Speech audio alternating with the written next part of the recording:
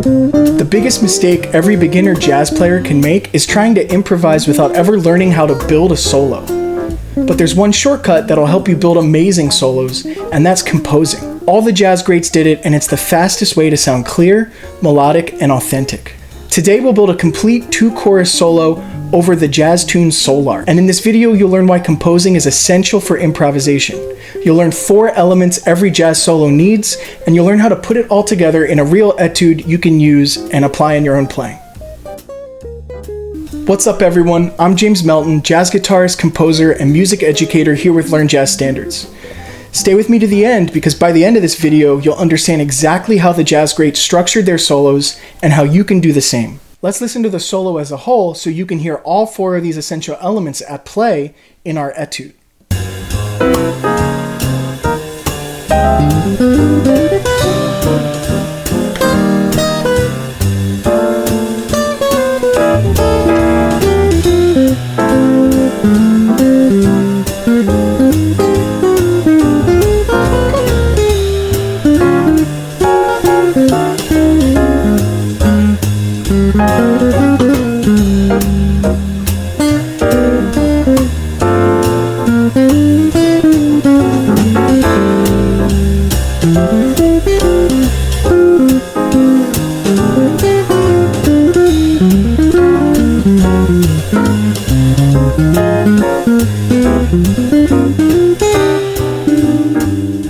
Now we're ready to break down exactly how to approach building a killer solo over these changes. First things first, you want to start with a clear opening statement.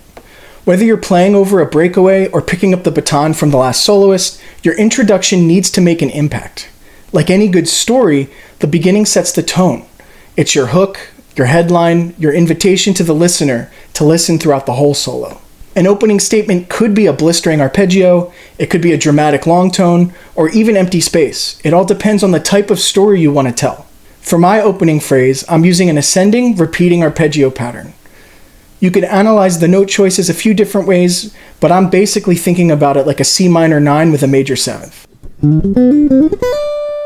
And that's my opening hook for my solo. Now this video isn't about getting lost in the weeds of harmonic analysis. We're focusing on the big picture elements that make a jazz solo feel strong, structured, musical, and rooted in the jazz tradition. So for now, just notice the effect. This pattern grabs the attention and sets up a sense of motion and intensity right from the start. Let's jump into our next element, and that's writing musical phrases that complement the harmonic rhythm of the tune. You're telling a story through the changes, and the changes themselves shape the different arcs of that story. How you play through them depends on the kind of solo you want to tell. For this solo, I'm going for a straight-ahead feel that emphasizes core jazz vocabulary, so I'm not going to be overly experimental. However, your story is your own to create.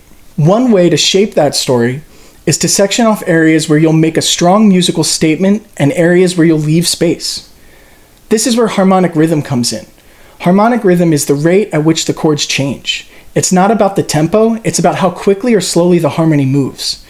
This might mean 1 chord per measure, 2 chords per measure, or even a change on every beat. The harmonic rhythm of a tune helps determine the pacing, tension, and flow of your phrases. Here's a long 2-5 from the beginning of my solo. I fit my phrase neatly inside it using classic jazz language to tell a story through the changes.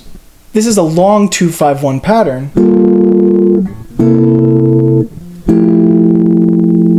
because the chord changes, the 2 chord, last 4 beats, 1, 2, 3, 4. The 5 chord lasts 4 beats, 2, 3, 4. We resolve to the F major 7 chord, and that lasts for 2 measures. Over those changes, I fit my phrase neatly into that harmonic rhythm.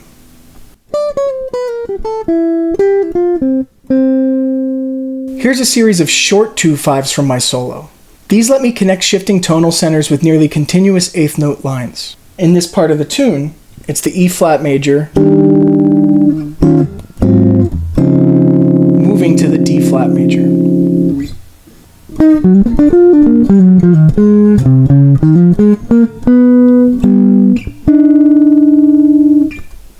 And that phrase fits neatly over our E flat major,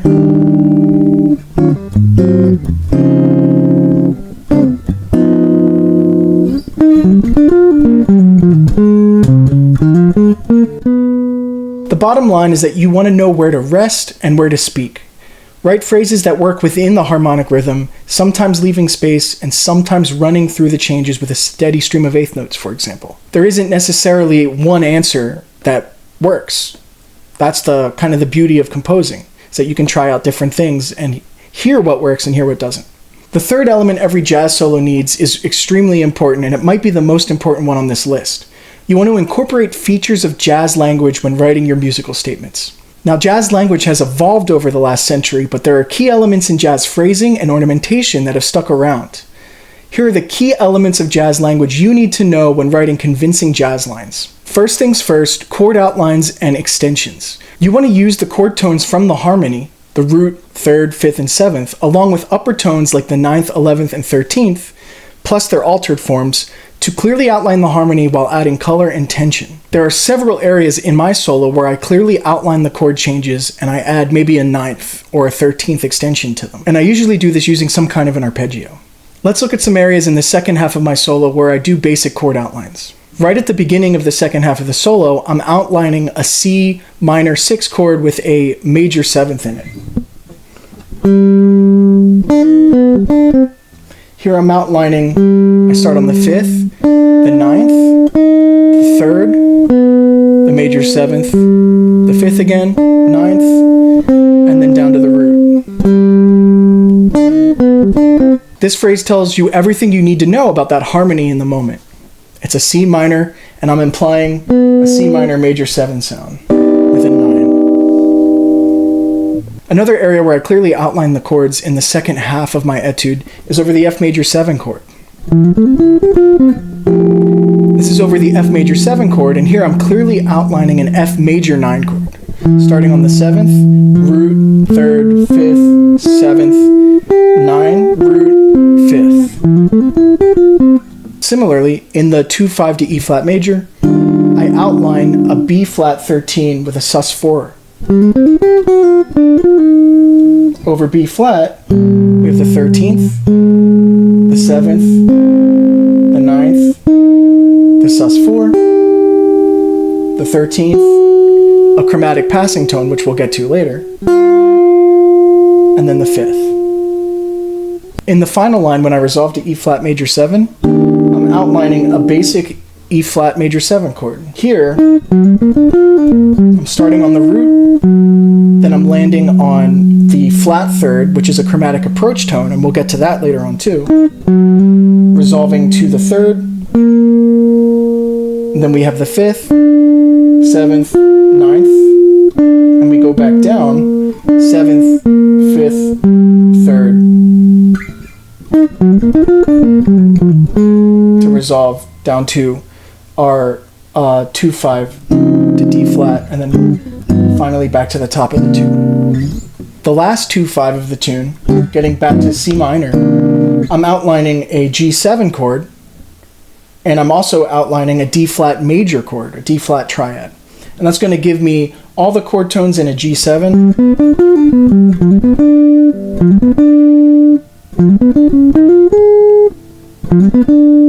In the last 2-5 of the tune, I'm outlining a G7 chord, but I'm also implying a D flat major triad. So I'm hitting all the chord tones of a G7, the 7th, and then the root 3rd and 5th, and then I'm playing a D flat major melodic cell. D flat, E flat, F, A flat, before resolving back to C minor. When we think of it in relationship to a G7 chord, we have the obvious notes of the 7th, the root, the 3rd, and the 5th. But then we also, when we play the D flat, we have the tritone. We have the tritone or the flat 5, the sharp 11. In this case, I'm going to call it a flat 5. And then we go to the flat 13, which is our E flat. Our F, which is already in the chord, it's our 7th. A flat, our 9th, before going to the root. Chromatic passing tones are the next feature of jazz language you need to incorporate into your musical phrases. Chromatic passing tones are non-chord tones that connect scale tones by a half step, adding linear motion and smoothness to your lines. You can think in terms of bebop scales, or you can add chromatic passing tones where they make sense. Generally, you want to keep the non-diatonic chord tones on upbeats unless you are intentionally resolving to a chord tone and want tension on that downbeat. Looking at an example from my etude, here are some chromatic passing tones that I fit into the phrasing. I intentionally wrote chromatic passing tones into this section of my etude. Even though this is over a 2-5 to F major 7, I'm going to refer to the chord tones as if they fit over a C7, even though some of the notes are occurring over the 2 chord, the G minor 7. But I'm going to compare them to the 5 chord here. The phrase starts on a B flat, which is over our 2 chord, it's the 3rd. And we're going to go up here to C, that's the 11th of a G minor chord.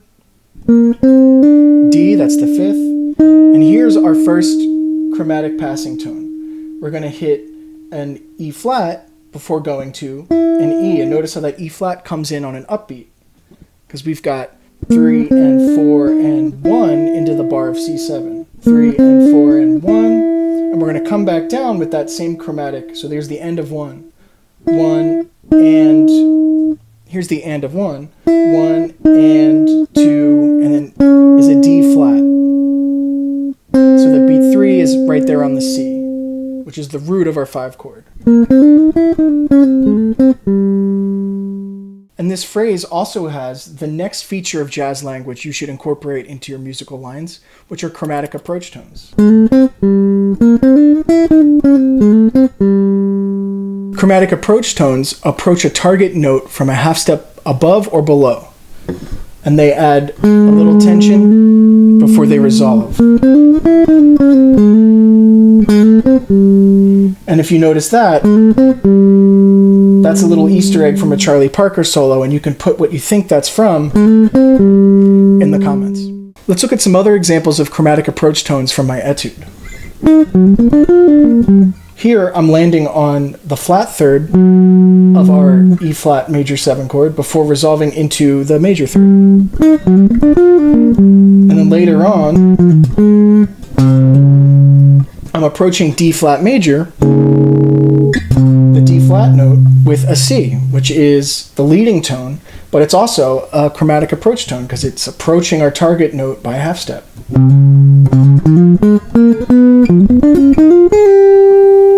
And that phrase finishes off our etude. And we finish our etude with the chromatic approach tone to the 5th of our C minor chord, right? Our last phrase is an A flat, and we're approaching that A flat. Our etude ends with a chromatic approach note too. There's our A flat moving by half step down into the 5th of C minor. Next up, we have enclosure figures. Enclosure figures are another key element of jazz language you need to incorporate into your playing. These are classic bebop devices that surround a target note with adjacent notes above and below it before resolving. You can have chromatic enclosure figures, for example, over a C major 7 chord. I might chromatically enclose all the target chord tones. That's me enclosing C with B flat and D flat, and then E with E flat and then F, and then G with F sharp and A flat. And you can also enclose target chord tones diatonically with notes from the scale you're pulling from. So that would look like this. We'd have C, enclosing C with B, D. We'd be enclosing C with B and D. We'd be enclosing E with D and F. And we'd be enclosing G with F and A. And we can enclose B with A and C. In my etude, I have several enclosure figures, and for the most part, they're diatonic. Let's look at examples of enclosure figures I've included in the etude.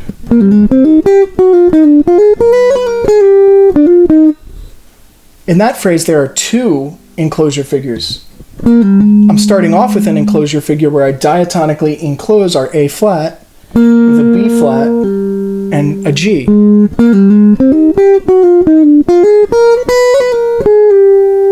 And then at the end of the phrase, or into the next phrase when I'm at E flat major,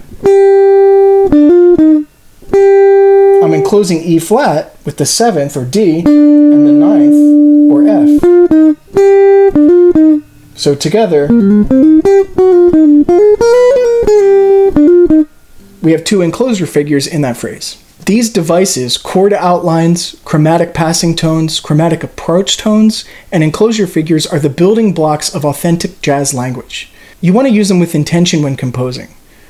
If you take your time and write out constructive lines within the harmonic rhythm of the tune, you'll not only outline the harmony, but you'll be rooting your playing in the jazz tradition. And that's super important for writing and improvising using authentic jazz language. For our final element that makes a jazz solo amazing, we want to consider repetition, the sequencing of musical motifs, and other big solo picture ideas that will glue the whole thing together. One of the fastest ways to make your solo sound intentional and engaging is to reuse and develop your ideas instead of throwing out something new every measure. Repetition is one way you can do that. Repetition creates familiarity for the listener. It's like a recurring character in your story. Even if it's a short motif, when repeated in the right spot, it can give your solo structure and identity. Let's look at some examples of repetition from my solo. In the second half of my solo, over the F major 7 chord, I play an F major 9 arpeggio. But in the following 2/5, I quote that same exact phrase, only it's in a different key.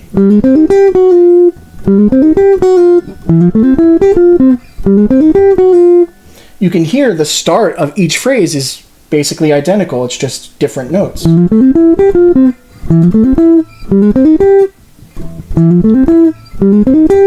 It's just a major 7 arpeggio going up. And that's an example of repetition. Let's move on to sequencing. Sequencing takes the same motif and moves it through the changes up or down by a consistent interval. That way it evolves along with the harmony. And this not only connects your phrases to the chord progression, but it also creates something that the listener can latch onto in a repetitive sense. It's engaging and it makes the listener think. Let's check out an example from my solo. At the beginning of my etude, after the opening phrase, I have this line here. In that phrase, I'm using sequencing. Here I'm going down, a minor third, up a second, enclosing this chord tone, and then dropping down a fourth. And then after that, I'm starting here, I'm going down a third, going up a second, enclosing this chord tone, and then I'm going down a fourth. So I sequenced that idea and moved it to a different part of the chord.